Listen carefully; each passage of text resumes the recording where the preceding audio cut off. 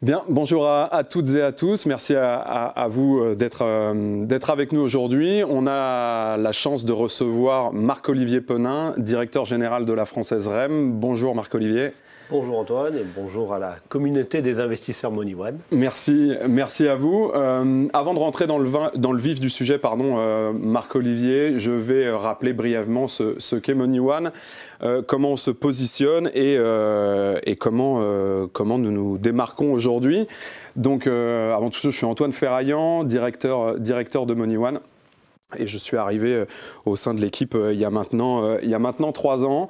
MoneyOne a été créé en 2016. On est les pionniers aujourd'hui en termes de création et de création, je dirais, d'un parcours de souscription. En SCPI, pardon. Et on est aujourd'hui rattaché à la Française, à cette manager de renom, leader sur les SCPI en termes de capitalisation. La Française est elle-même détenue par le Crédit Mutuel.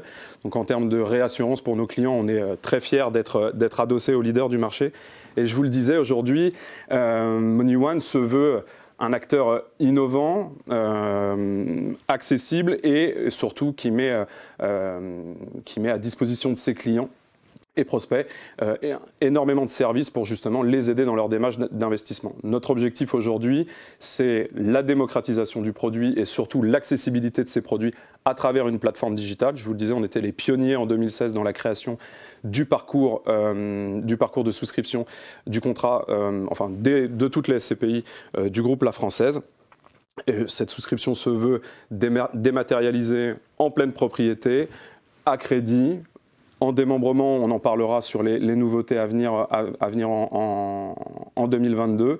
Et il nous manquait un volet dans l'innovation, c'est l'assurance vie. Je reviendrai également sur ce sujet par la suite, mais on a récemment créé également un parcours d'assurance vie 100% digital. Création également en 2021, ça a été la grosse nouveauté d'un programme d'abonnement et de ce programme justement d'investissement par abonnement, et vous pouvez accéder aujourd'hui au SCPI dès quelques dizaines d'euros par mois. J'y reviendrai également par la suite. Une accessibilité qui se veut de tous les instants, 24 heures sur 24, 7 jours sur 7. Ça ne veut pas dire via le site internet et également nos conseillers. Donc vous l'avez via nos conseillers qui sont à votre écoute du lundi au vendredi et qui vous accompagnent dans vos démarches d'investissement et surtout dans la compréhension des produits que nous mettons en avant. Avant de vous laisser la parole, Marc-Olivier, d'arriver dans le vif du sujet, je rappelle que le positionnement de MoneyOne, justement, par rapport à la Française nous a permis dans la distribution de nos produits de générer de la valeur, et c'est également le second leitmotiv de MoneyOne. C'est aujourd'hui un distributeur de produits d'épargne se doit d'être générateur de valeur, et vous avez c'est justement ces 2% de cashback qui vous sont restitués de manière systématique. C'est un avantage, mais qui ne doit pas être pris comme le seul, je dirais, critère de décision, puisque on le rappellera également tout au long de la présentation. Les SCPI sont des sociétés civiles de placement immobilier, ce sont des produits qui ne sont pas garantis en capital, avec une durée de placement conseillée à long terme, et donc de fait ces 2% ne doivent pas être pris comme le seul avantage à travers la plateforme MoneyOne. On rentre directement dans le sujet. Marc-Olivier, le bilan des SCPI de la Française en 2021, c'est la 2e année consécutive de Covid. Quelles ont été les conséquences justement de ce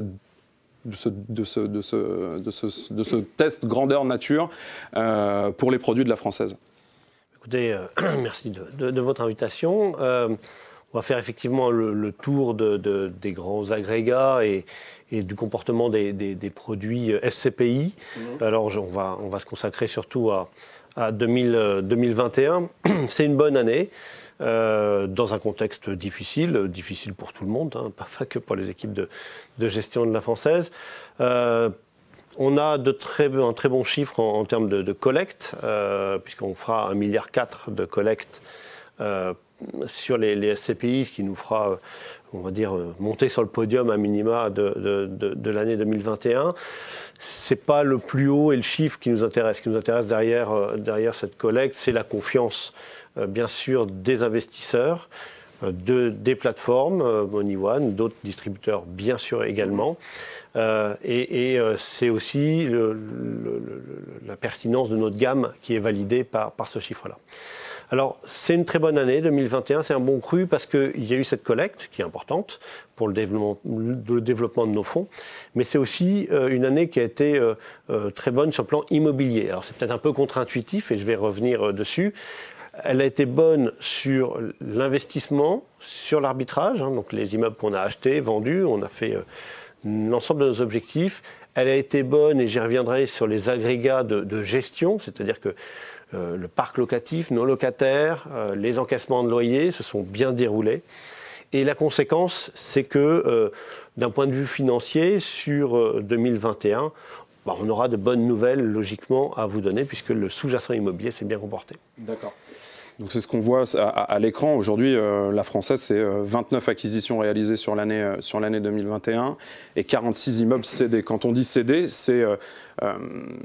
ils sont cédés de manière ferme et définitive, ou il y a un réemploi, ce qu'on appelle chez nous l'arbitrage, justement, de céder un actif pour se repositionner sur un autre. Alors, plusieurs choses. Je vais traiter l'investissement d'abord. L'investissement, les SCPI sont des fonds ouverts.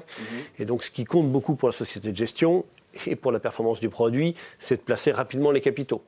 Voilà. Et donc, c'est en ça que l'investissement est aussi un objectif et une finalité financière pour les investisseurs.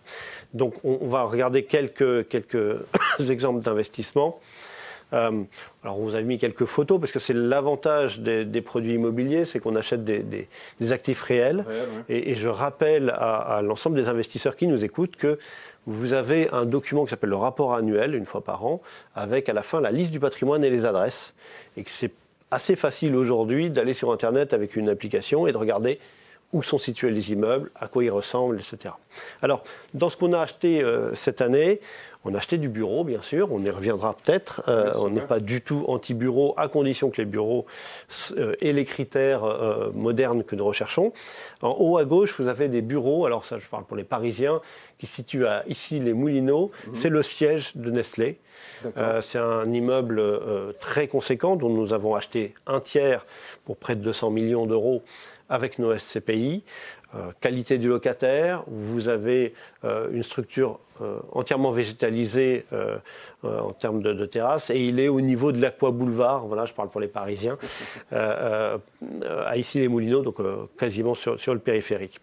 Alors il faut que j'équilibre le discours et que je parle aussi des régions. J'ai choisi un actif à Marseille, qui est un actif emblématique, et qui est au quai de la Joliette, juste après le Mucem et en bordure de Euromède. Donc c'est un actif qui est loué à l'Académie d'Aix-Marseille, dans un bail long, et qui donne sur le port de Marseille. Donc voilà, on choisit toujours des actifs qui sont le plus modernes possible, clairement. On ne va pas chercher forcément l'actif qui rapporte un peu plus avec des problèmes. À l'investissement, il faut savoir acheter pour le long terme. Et on a fait du bureau, mais on n'a pas fait que du bureau à l'investissement. On a fait aussi des écoles. On aime bien les écoles. Il y a besoin de bureaux, besoin de surface. Donc là, on est à Pantin, avec un bâtiment neuf, là encore, structure bois, avec beaucoup de qualité ESG. C'est des choses qu'on regarde. On regarde aussi d'autres secteurs.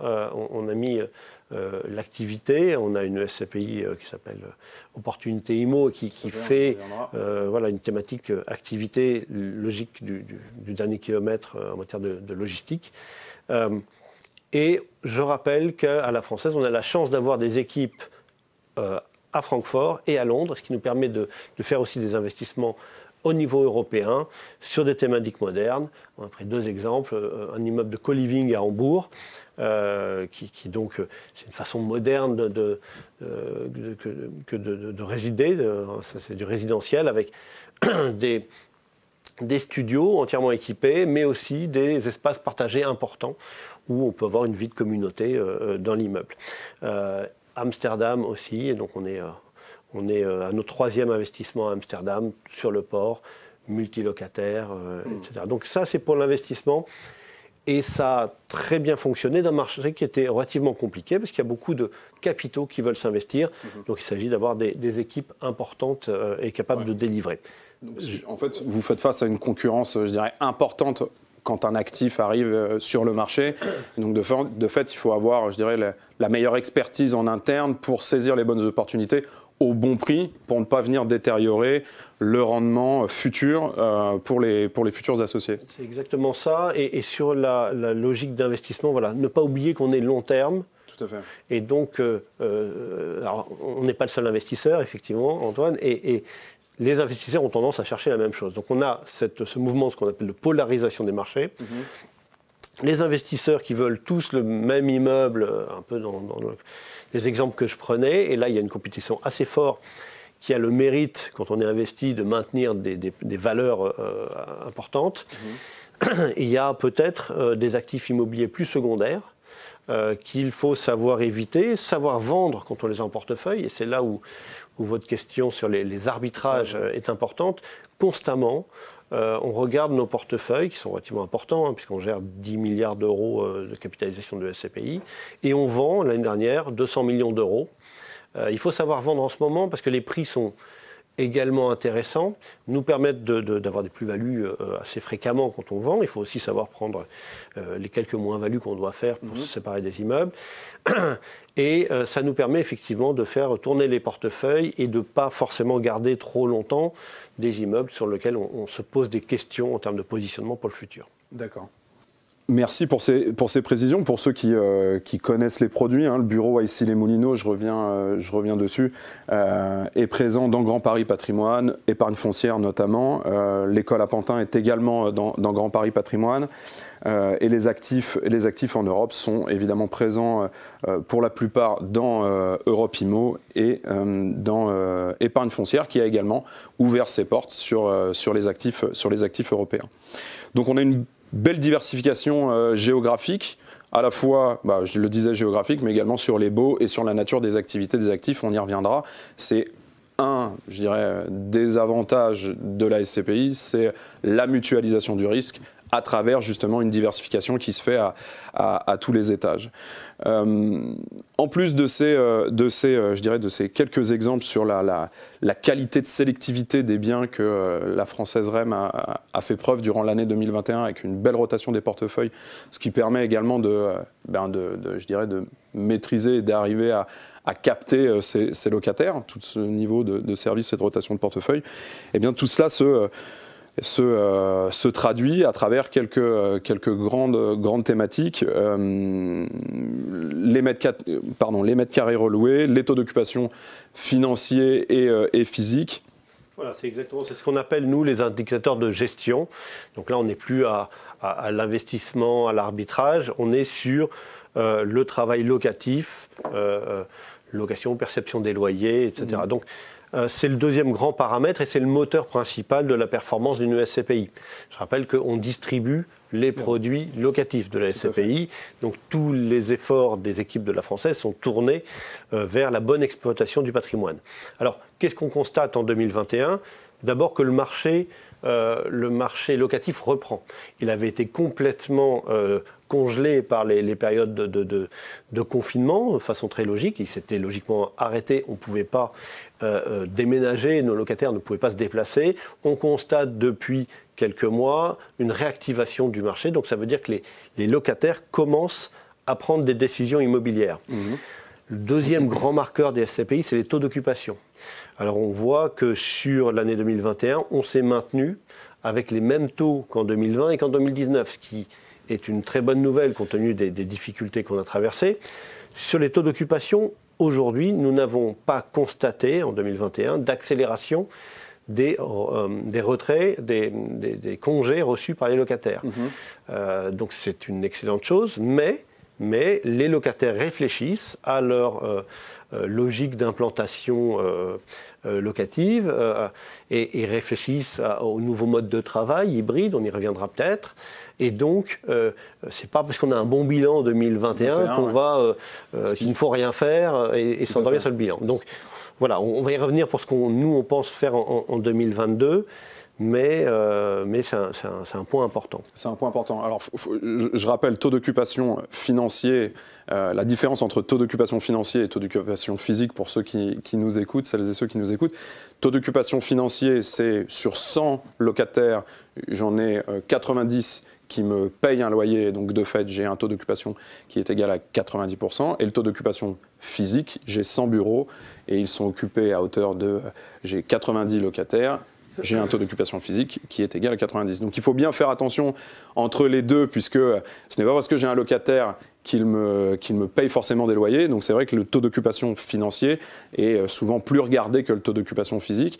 Il faut également rappeler qu'effectivement, on est sur des baux qui sont longs. Donc de fait, effectivement, aujourd'hui, on a des taux d'occupation, vous avez des taux d'occupation financiers qui sont stables à hauteur de 93%, parce qu'on a peut-être des baux qui sont toujours en cours de validité.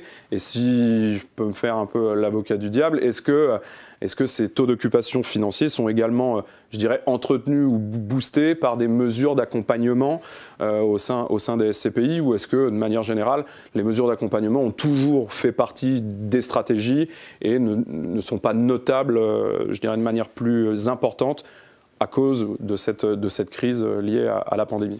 Alors, effectivement, les taux d'occupation, c'est les mètres carrés, vide, plein, donc on fait un rapport relativement simple. Taux d'occupation financier, c'est les loyers quittançés par rapport à ce qu'on aurait pu quittancer si tout avait été plein. Total, voilà. Oui, donc c'est deux paramètres qu'on regarde. Sur les taux d'occupation financier, on a donc un excellent comportement, et sur l'encaissement également, on est revenu quasiment on le voit au chiffre 95% d'encaissés dans le trimestre sur le quittancement.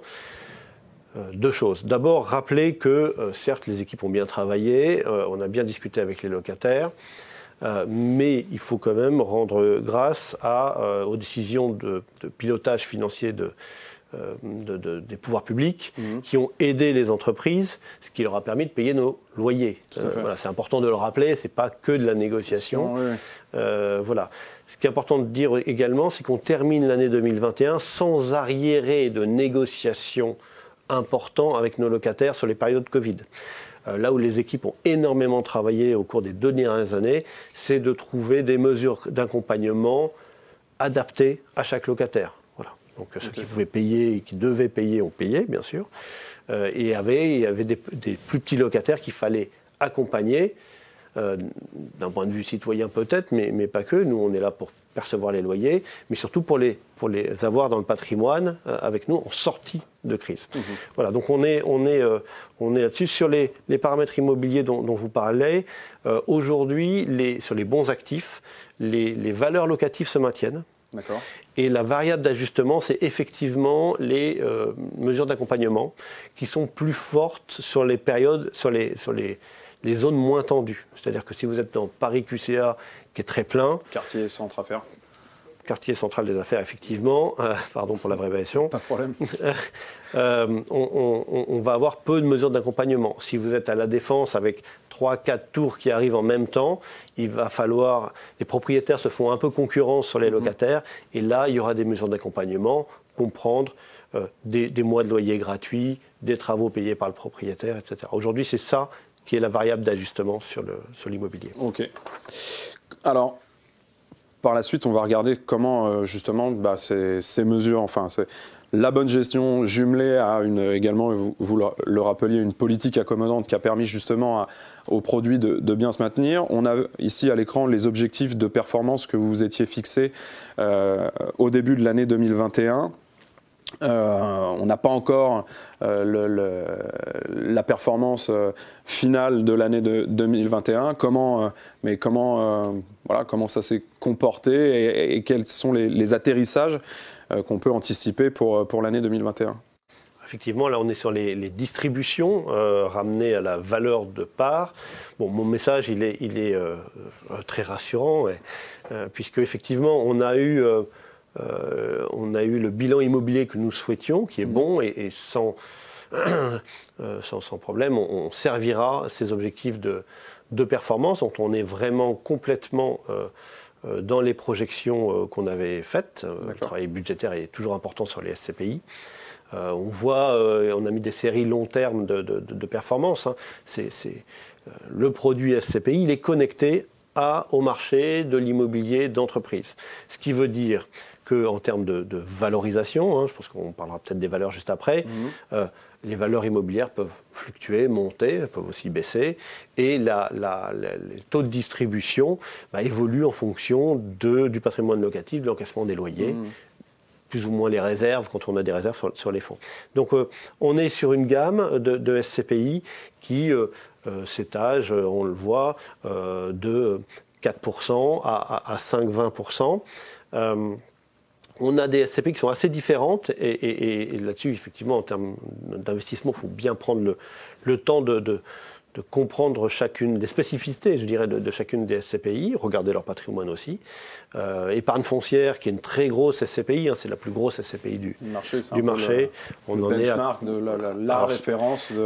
Pour nous, c'est une SCPI qui est tout à fait utilisable dans le cœur de portefeuille. Quand on commence à investir, qu'on voit un gros véhicule très diversifié, sur Paris, région parisienne, sur les capitales régionales et sur l'Europe. Donc c'est effectivement très diversifié en termes de secteurs, avec un bon taux de rendement, hein, puisque 4,40%, ça fait un produit intéressant. Plus de 4 milliards de capitalisation. 4 milliards et demi, oui, c'est ça. 4 milliards et demi, 300 millions d'euros de collecte par an, beaucoup d'investissements, donc des actifs neufs. Voilà, donc c'est une SCPI phare, je dirais, du marché. Et ensuite, on a des SCPI qui sont thématiques et qu'on peut additionner dans une allocation, effectivement. Vous avez du épargne foncière ou celle d'un confrère, hein. C'est pas monomaniaque sur le portefeuille de la Française, mais voilà, vous pouvez choisir ensuite de rajouter de la thématique européenne avec Europimo. Bénéficier justement de la non-double imposition des revenus locatifs. Il y a un aspect fiscal, mais une SCPI, c'est avant tout immobilier.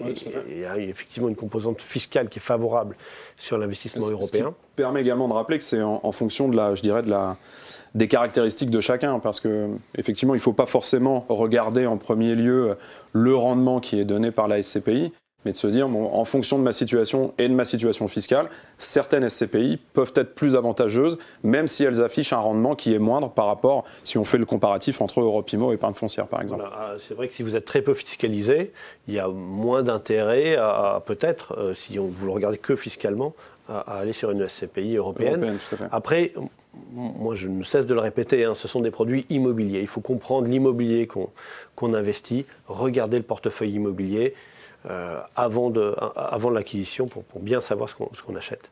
Voilà. Et après, les thématiques, les SCPI thématiques sont demandées par le marché. Donc on a une SCPI positionnée sur le Grand Paris, la thématique du Grand Paris, qui n'investit là pour le coup que sur ce grand projet qui devrait nous emmener sur 30 ans et avec une belle création de valeur. On a une SCPI également Opportunité Immo, où là on est sur une thématique locaux d'activité et logistique du dernier kilomètre.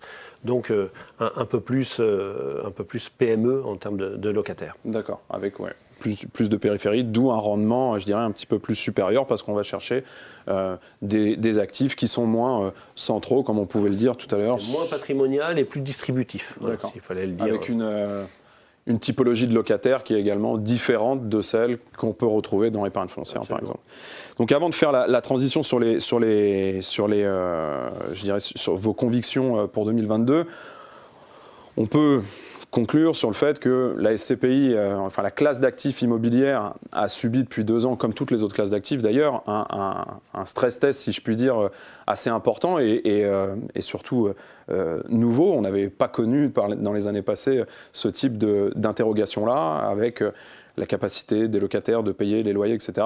Mais donc de fait, la mutualisation du risque et une diversification, je dirais, à tous les étages, au niveau des actifs, au niveau des locataires, des baux, des immeubles, etc., a permis à la SCPI de, une fois de plus, montrer sa résilience face à, je dirais, à ces risques importants et d'impact sur la performance du produit. Effectivement, on est aidé par la structure des baux longs, mais il ne faut pas non plus que le bail long soit un carcan pour le locataire. Et donc ça fait la transition, effectivement, peut-être avec ce qu'on essaiera de voir sur 2022. Si on fait la transition est de 2022, justement, parlons-en. Les objectifs pour la société de gestion. Le premier objectif pour vous, les épargnants, vos produits, si vous deviez le fixer en un mot, ce serait lequel? Pour moi, il y a 3 grands objectifs. Le premier, il va être sur ce qu'on appelle la gestion active-passive des fonds, c'est-à-dire continuer à bien investir, à être très sélectif sur les formats qui seront gagnants en sortie de période de crise sanitaire. Ça veut dire qu'on continuera à aller sur du bureau, mais les bureaux, il faut les prendre centraux sur les nœuds de transport, puisque c'est peut-être nous, à titre privé, qui habiterons peut-être de façon un peu plus disséminée par rapport à la centralité des villes. Par contre, quand on ira sur notre lieu de travail et dans nos bureaux, on aura besoin d'y aller rapidement. Et donc, il est évident que le format gagnant, ça va être le bureau central. Donc, continuer à bien investir avec chaque fois les bons critères sur les bons secteurs. Savoir vendre, très important. En ce moment, le marché est plutôt porteur. C'est les bons moments pour regarder les patrimoines et effectivement conserver ce qu'on doit conserver, mais aussi savoir céder ce qu'on doit céder. Le deuxième grand objectif, c'est au niveau locatif, là pour le coup, c'est le match du bureau pour 2022. Ce n'est pas parce qu'on a de très bons chiffres en 2021, encore une fois, nous on est gérant long terme, qu'il faut s'en satisfaire et s'arrêter là. On pense que les entreprises ont toutes la même problématique en ce moment, elles réfléchissent toutes à leur organisation, à essayer de prendre moins de mètres carrés, alors télétravail, etc. Je ne vais pas reprendre les multiples articles qui sont parus dans la presse. Ce qu'on cherche, nous, c'est à leur proposer des formules avec de la flexibilité et avec des services. Pourquoi? C'est qu'il ne faut pas que le point de rencontre entre le propriétaire et le locataire, qui recherchent tous les deux quelque chose de gagnant-gagnant, on est tout à fait intéressé par ce bilan à la fin, se limite à une discussion sur la valeur du loyer.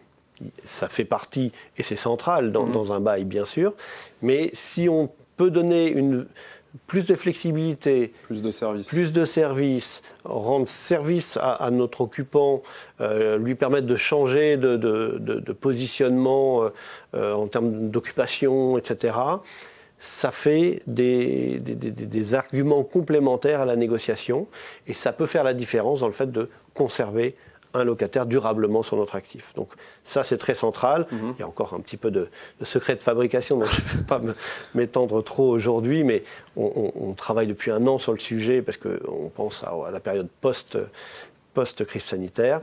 Et le dernier paramètre, peut-être, c'est la gestion durable des immeubles.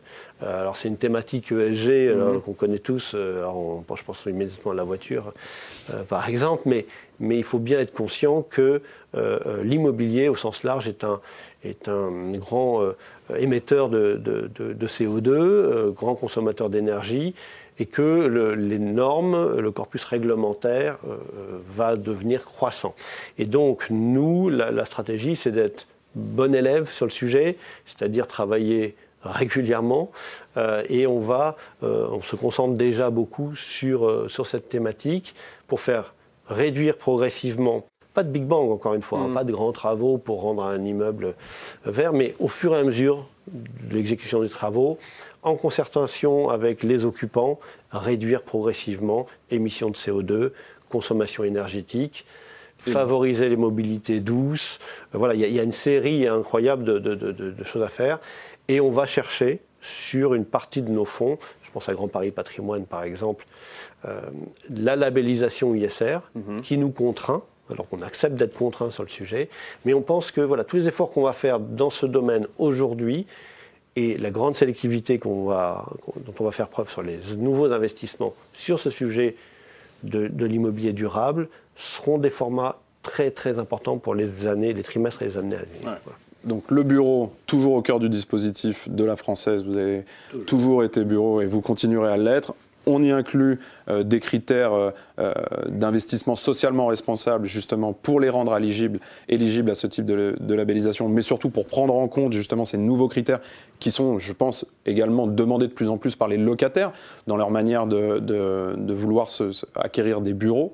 Et pour terminer sur les convictions, on en a parlé très brièvement tout à l'heure avec Opportunité Immo.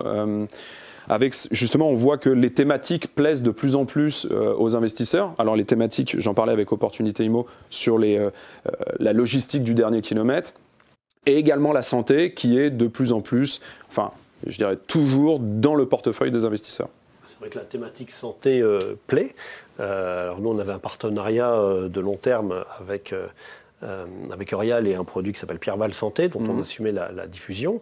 Voilà, donc on croit beaucoup au secteur de la santé. On a des projets effectivement sur une SCPI spécialisée qu'on est en train de lancer sur la thématique. Voilà. Parfait. Avant de conclure, on va aller sur ce qui nous amène aujourd'hui, et ça a été un petit peu la question sous-jacente, enfin la vraie question qu'on se posait pour ce live aujourd'hui, c'était l'impact justement sur l'immobilier de l'inflation. Alors l'inflation, est une bonne ou une mauvaise chose pour l'immobilier? On entend notamment de la corrélation entre l'indexation des loyers et cette inflation. Marc-Olivier, qu'en est-il? Est-ce une bonne, une mauvaise chose pour la classe d'actifs immobilières? Et deux, cette indexation, comment ça se passe? C'est la séquence macroéconomie. Non, c'est vrai que bon, il faudrait longtemps pour développer le sujet, et il y a des économistes qui sont bien sûr plus sachants que moi. Ce qu'on peut dire quand même pour fixer l'ordre d'idée, c'est que sur la classe d'actifs immobilier entreprise, on a le grand avantage d'avoir des loyers indexés. Et l'immobilier et l'inflation fait partie intégrante de l'indexation des loyers. Donc on a une couverture via l'indexation de la hausse de l'inflation. Donc ça c'est le point de support, c'est plutôt bien.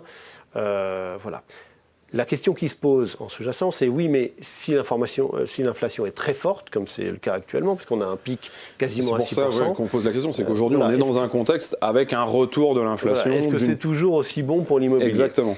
Il y a deux limites. Le fait que les loyers deviennent très vite très chers et posent des problèmes de négociation entre le propriétaire et le locataire, bien sûr. Et puis, le fait que cette inflation devienne structurelle, haute, et donc que ça fasse remonter les taux sans risque des banques centrales. Alors là, c'est un peu plus technique, mais l'inflation pourrait effectivement pousser les taux à la hausse. Aujourd'hui, le scénario central, c'est, pour l'instant, et là je cite les économistes et la position de la Française, on est plutôt sur une vision avec un PIB et une croissance qui ralentira dans les prochains trimestres.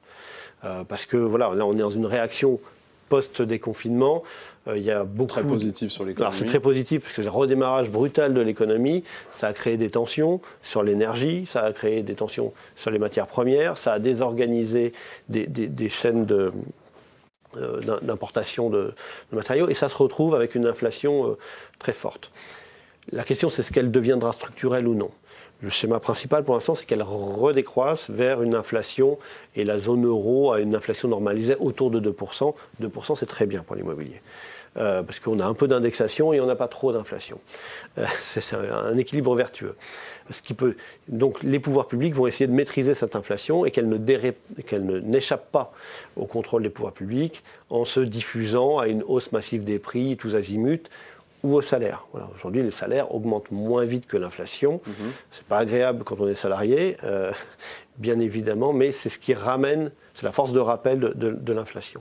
Et sur les taux sans risque, il est vrai que il y a des facteurs qui poussent à l'augmentation, mais il y a aussi des facteurs qui retiennent l'inflation. On a des États très endettés, on a une transition écologique, énergétique à financer. Il faut aussi des taux bas pour pouvoir la financer, c'est d'énormes dépenses. Et donc on a des banques centrales qui seront à la fois économique, bien sûr, mais aussi un peu politique. Et le scénario central que nous, on retient pour l'instant, c'est effectivement des taux qui se réapprécient un peu, mais de façon modérée. D'accord. Tout ça, c'est à suivre dans les prochains trimestres, bien entendu, et je parle à date avec les informations qu'on a aujourd'hui. Donc c'est plutôt aujourd'hui une bonne nouvelle pour l'immobilier.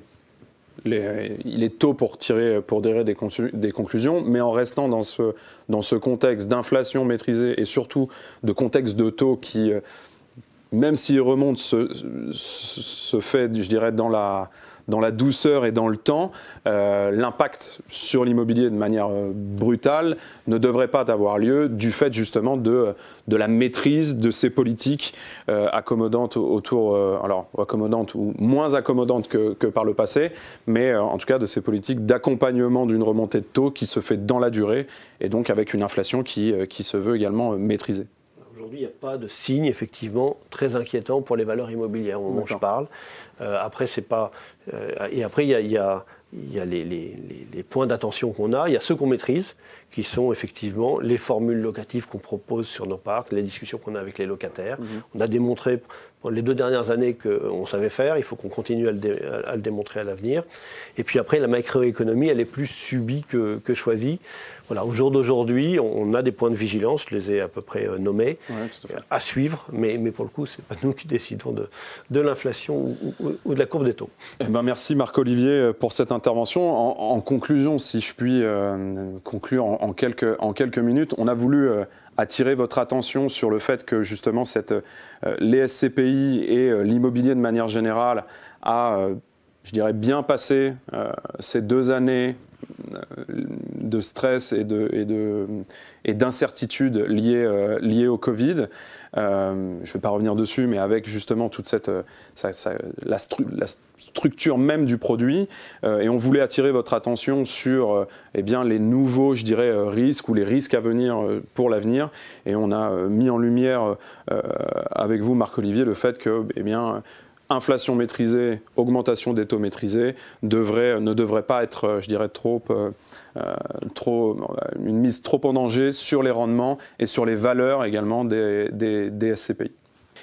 Merci à toutes et tous de nous avoir écoutés aujourd'hui. Vous aviez la possibilité de poser vos questions directement sur le live. Je vois qu'effectivement il y a quelques questions pour aujourd'hui. Première question, elle est pour vous, je pense, Marc-Olivier. Vous n'avez pas évoqué la valorisation des parts. C'est vrai qu'on avait prévu de le faire. On a été un peu pris par le temps. Effectivement, on a parlé des valeurs. Enfin, on a exposé, je dirais, la bonne tenue des performances des SCPI. On n'a pas forcément parlé des valeurs intrinsèques des SCPI, notamment de la valeur, du report à nouveau et des valeurs de réalisation. Alors, je peux le faire de façon rapide. Ouais. Alors, ce que je peux dire à ce moment-là de l'année sur 2021, c'est qu'on a reçu les valeurs d'expertise du patrimoine, donc combien vaut chaque immeuble, et qu'on est avec des valeurs qui sont des valeurs d'expertise qui sont légèrement à la hausse. On a des patrimoines qui tournent autour de plus 1 à plus 3% en termes de valorisation des immeubles qu'on a déjà en portefeuille. À partir de là, on va arrêter les comptes, donc ça c'est en cours, on est en janvier, avec la certification des commissaires aux comptes bien sûr, et on va calculer ce qu'on appelle les valeurs de réalisation, qui sont les valeurs du patrimoine et de la valorisation de la SCPI intrinsèque. Ça c'est pour, on va dire, fin janvier. D'accord. Et on prendra, et sur les valorisations éventuelles de prix de part, c'est des décisions qu'on prendra à la suite de cet arrêté comptable.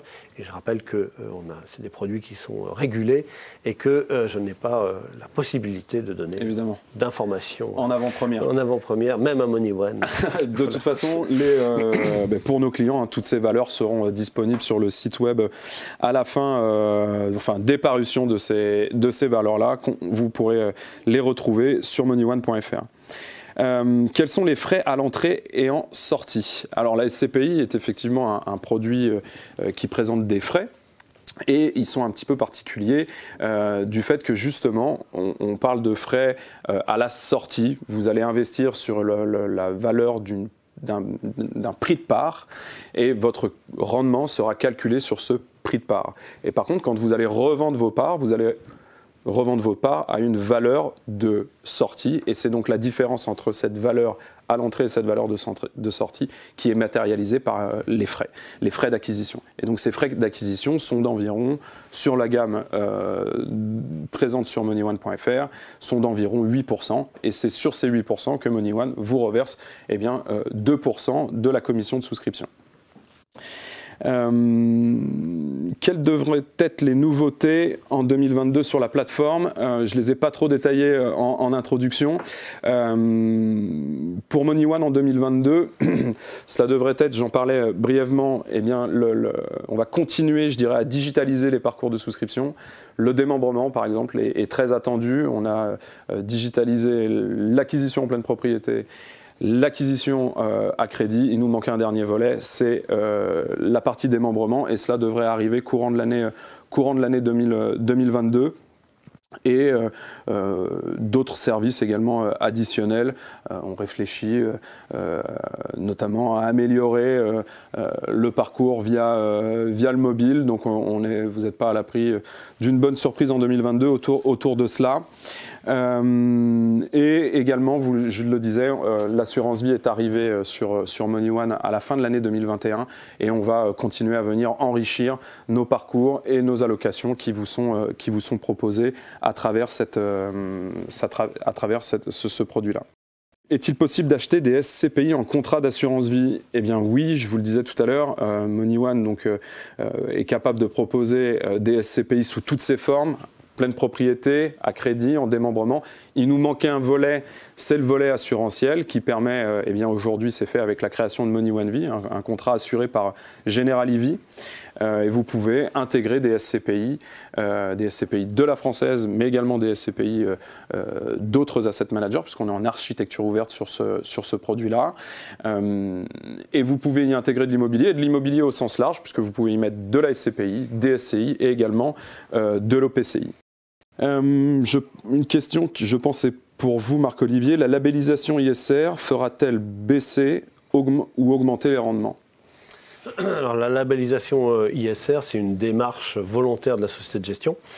Les effets financiers sur le rendement, c'est-à-dire sur le résultat de la SCPI, c'est des coûts principalement d'audit sur les immeubles, mais ça ne déforme pas le rendement.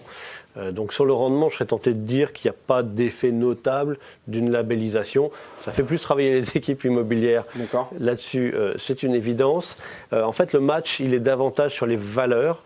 C'est-à-dire que nous, ce qu'on pense, c'est que les immeubles les plus frugaux, les plus performants en termes de notation ESG, vont pas avoir nécessairement une valeur supplémentaire.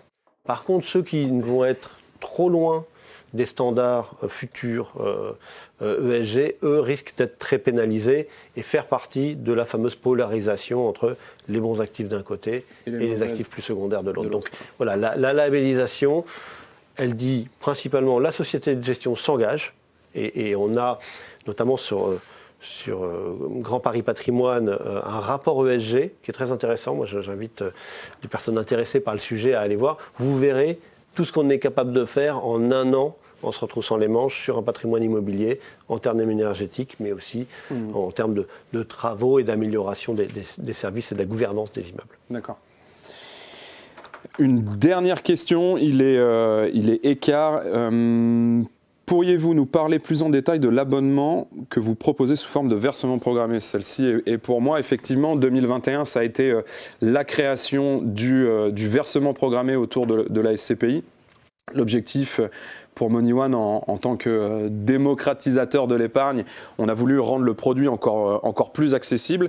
Et donc, de fait, aujourd'hui, vous avez la capacité, après l'acquisition d'une part de la SCPI de votre choix, de venir vous exposer à un abonnement qui peut être mensuel, trimestriel, semestriel ou annuel, et avec justement des valeurs qui vont varier en fonction de la fréquence que vous souhaitez mettre dans vos versements programmés. Donc, vous pouvez aujourd'hui vous exposer à des produits d'épargne immobilière et de SCPI à partir de 20 € par mois. Cela va de 20 à 90 € par mois. 20, 30, 60, 70 et 90 euros. Et donc justement, ces montants vont varier en fonction de là où vous voulez mettre le curseur en termes de fréquence, si elle est mensuelle, trimestrielle ou semestrielle ou annuelle. Et également dans cette avancée, je dirais, technologique, vous avez également la capacité de réinvestir tout ou partie du rendement issu de votre SCPI en le faisant directement sur le site moneyone.fr. Merci à toutes et à tous de nous avoir écoutés entre 13h30 et midi et quart.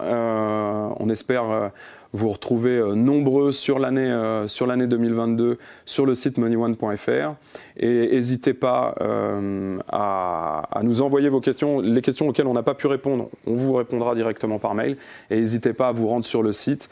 Je parlais d'accessibilité tout à l'heure, vous avez la capacité de pouvoir prendre des rendez-vous directement avec les conseillers pour qu'ils puissent vous accompagner et vous aiguiller et répondre à l'ensemble de vos questions sur les SCPI et sur les produits d'épargne de manière générale. Merci à toutes et à tous. Merci Marc-Olivier de nous avoir accompagnés ce midi. Merci Antoine. Merci pour l'éclairage autour de la gamme des SCPI de la Française et puis votre vision pour l'année 2022. Merci à vous.